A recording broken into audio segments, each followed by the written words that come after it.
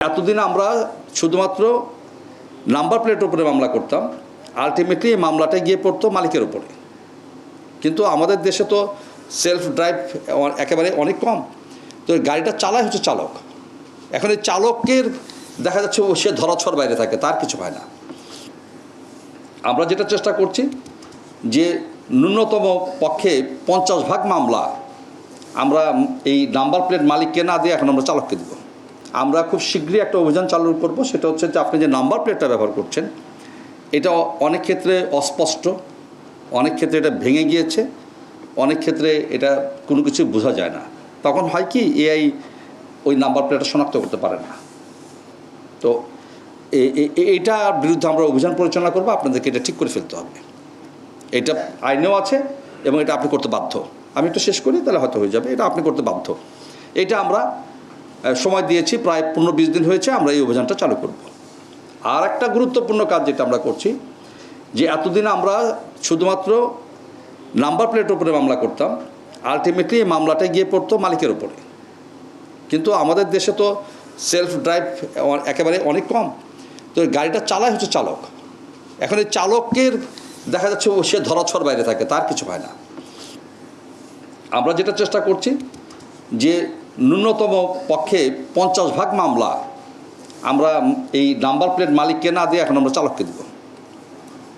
এবং চালকের দিলে দুই ধরনের ঘটনা ঘটবে। একটা হচ্ছে তাকে তো জরিমানা টাকা দিতে হবে, আর একই সঙ্গে ডিমেরিটস পদ্ধতিতে তার ড্রাইভিং লাইসেন্স থেকে পয়েন্ট কাটা যাবে।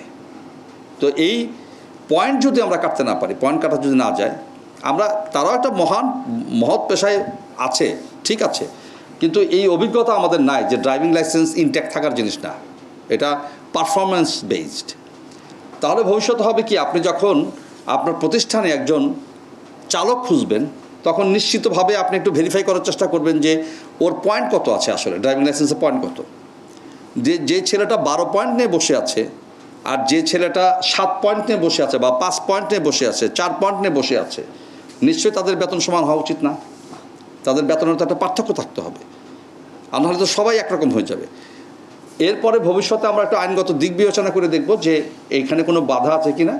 তাহলে হয়তো একটা নির্দিষ্ট নাম্বারে ফোন করে, এটা হয়তো কিন্তু বললাম কারণ আমি জানি না, আমাকে একটু চেক করতে হবে যে আইনগত কোনো বিষয় আছে কিনা এটার মধ্যে।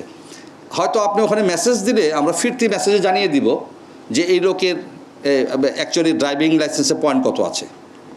নিশ্চয়ই একটা প্রক্রিয়ার মধ্যে, কারণ এটা তো আর ওপেন করা যাবে না, কারণ এটা তো একটা ব্যক্তিগত গোপনীয়তার বিষয়ে পড়ে, তাই না? যে আপনি আমারটা কেন জানতে চাইবেন, কিন্তু যদি কেউ কোথাও নিয়োগ করতে চায় তাহলে হয়তো লাগবে, আমরা আলোচনা করব।